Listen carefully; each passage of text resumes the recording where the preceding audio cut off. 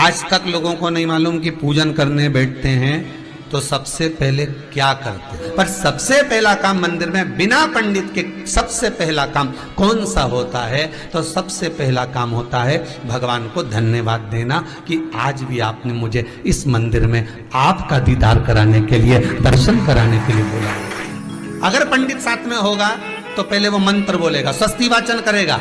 स्वस्ति वाचन करने में उसको अर्थात भगवान के लिए भी प्रसन्नता और आपके लिए भी प्रसन्नता। पर आपके पास कोई ब्राह्मण नहीं, आपको कोई स्तुति नहीं आती, आपको कोई मंत्र नहीं आता, आपको कोई साधना नहीं आती, आपको कोई तप नहीं आता, पर आप इतना तो कर सकते हो कि भगवान के मंदिर में जाकर उनको धन्यवाद दे सकते हो कि तेरी कृपा है जो मुझे चलकर यहां तक बुला लिया, 2 कदम चलाया, यहां तक बुलाया, ये तेरी कृपा है। और बड़ी कृपा करी जो डलिया भर के पूजन का सामान भी लाई, बड़ी कृपा करी जो दूध भरकर भी लाई, बड़ी कृपा करी जो कलश भरकर भी लाई।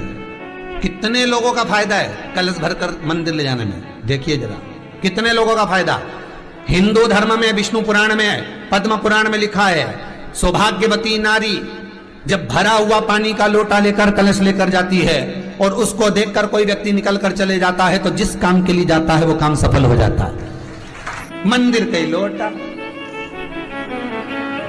मंदिर का ही पानी, सिर पे पल्लू लेके हर हर महादेव, बस शिव जी के चढ़ा रही और इतने प्रेम से रिझा रही। अब फ्री का पानी था तो एक लोटे में मन भी नहीं माने। अरे करा तो भगवान के सम्मुख में पहुंचकर अगर आप जल का पात्र भी लेकर जा रहे हो, भरा हुआ लेकर जा रहे हो, तो कितनी प्रसन्नता की बात है।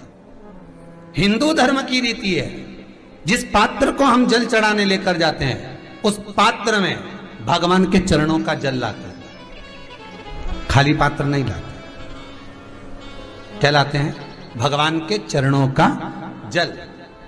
उस चरणोदक को लेकर आए, घर में रखा, सबने अपने नैनों में लगाया, हृदय में लगाया, चित्तवृत्ति में लगाया। खाली पात्र हम लेकर वापस नहीं आ रहे हैं। शिव मंदिर में जब जब जाओ, जल चढ़ाने के लिए जाओ, पात्र तुमने शंकर जी को पूरा पानी चढ़ा भी दिया तो शंकर के चरणारविंद का थोड़ा सा जल पात्र में डाल के भले 2 बूंद लाओ, 4 बूंद लाओ, इतना सा लाओ, पर लाओ और उसको पूरे परिवार के नेत्रों में जब लेकर आए हो चरणोदक तो लगाओ। पर खाली पात्र नहीं लेकर आना। खाली पात्र लाने में ध्यान दीजिए, जब आप पूरा जल समर्पित कर देते हैं, जल समर्पित भी पूरा करना है, भगवान को चढ़ा रहे हो तो पूरा समर्पण होना चाहिए, पूर्ण समर्पण। इसलिए शंकर भगवान को अधूरा समर्पण नहीं, इसलिए श्रीफल भी पूर्ण चढ़ता है। शंकर जी के मंदिर में श्रीफल नहीं फूटता, पूर्ण श्रीफल। बेलपत्री भी पूरी, चावल का दाना भी चढ़ेगा तो आखा, फल भी चढ़ेगा तो आखा, फूल भी चढ़ेगा तो आखा। भगवान को कोई चीज खंडित नहीं चढ़ती, शिव जी को जल भी चढ़ेगा तो पूर्ण। जिस जल को चढ़ाने के लिए लेकर गए उसको बचा कर नहीं लाना है शिव मंदिर में से, संपूर्ण भाग। क्योंकि भगवान के चरण की रज जब हमारे घर में प्रवेश करेगी तो हमारा आत्म कल्याण तो स्वतः ही हो जाएगा। शिव करुणा कर ही देंगे। पर कई लोगों की आदत रहती है, और आपने भी गलती करी होगी, गए होगे, चढ़ाकर भी आए होगे, पूरा पानी भी उंडेल कर आए होगे, चढ़ा भी दिया, छोड़ भी आए, पर लेकर नहीं आए होगे। कई लोग गलती कर जाते हैं और फिर बाद में कहते हैं हम तो इतने साल से पूजन कर रहे हैं, भगवान हमारी सुन ही नहीं दिया। तो भगवान के मैं तो तैयार बैठा, पर तू नवा के चली जाए, लेके तो कहीं जाए। तो भगवान थोड़ी ना कहेगा कि तू मेरे पास में आए तो मेरे चरण की रज लेकर जा। भगवान थोड़ी ना कहेगा कि मेरे पास में आकर तू ये लेकर जा। भगवान तो कहेगा मेरे पास में आया है, मांगना कुछ मत, बस मुझे जो स्नान कराया है, मेरा चरणोदक लेकर जा, छीट दे पूरे घर में, संपदा भरना मेरा काम है। जहां मेरी चरण की रज पहुंच गई वहां संपदा स्वतः पहुंचती है, मैं वहां पहुंच जाता हूं। तो चरणों तक ले जा। पर लोग ले जाते हैं, पूजन करते, कलश भी उंडेलते, जल भी चढ़ाते, पर आते समय खाली लेकर आ जाते। भगवान को इतना बुरा लगता, मेरे दरवाजे से खाली जाए, मुझे कितना बुरा लगेगा। जो आए वो भर कर जाए, भले 2 बूंद लेकर आओ, पर उसमें चरणों तक थोड़ा सा लेकर अवश्य आए। उसी तरह जल चढ़ाने के बाद हम जब लेकर आते हैं पात्र के अंदर, ये उसमें उसकी बरकत है। गर्ग संहिता में दूसरी चीज कही, उसको भी समझ लीजिए।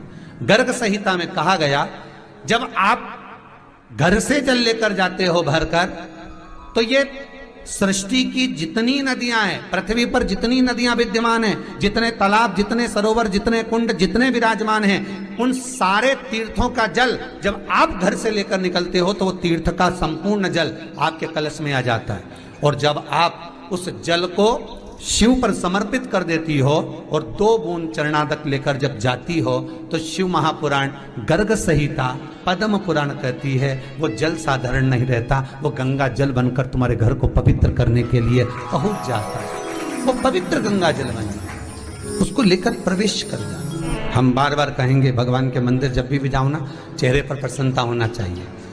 किसी से मिलने जाओ ना, चेहरे पर अगर प्रसन्नता नहीं और ऐसे ही पहुंच गए ना तो वो श्रेष्ठता नहीं मानी गई।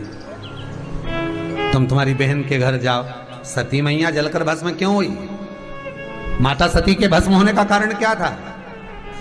सती को पिता पर जितना क्रोध आया उससे ज्यादा क्रोध सती माता को अपनी बहनों पर आया कि मेरी इतनी बहन, ये 60 की 60 बहन मेरे सामने खड़ी रही और मैं आई तो प्रेम से मुस्कुराई तक नहीं। आप किसी के यहाँ जाओ और कोई के यहाँ पहुंचे और जाते से ही आप उस पहुंचे और कहा जी जी राधे राधे, जय श्री कृष्णा, हर हर महादेव, श्री शिवाय नमस्तुभ्यम, ओम नमः शिवाय आपने बोला और उसके चेहरे पर प्रसन्नता नहीं आया तो ऐसे घर में जाने से कोई फायदा है क्या? और आप किसी के यहाँ जा रहे हो तो आपके चेहरे पर भी प्रसन्नता होना चाहिए, सामने वाले को तो हो, आपके भी चेहरे पर भी। मंदिर में जब जब जाएं, गुरु के दरवाजे पर जब जब जाएं, परमात्मा के चरणारविंद में जब जब जाएं, माता पिता के चरणों में जब जाएं, घर के बुजुर्गों के पास जब जाएं तो तुम्हारे चेहरे पर प्रसन्नता होना चाहिए।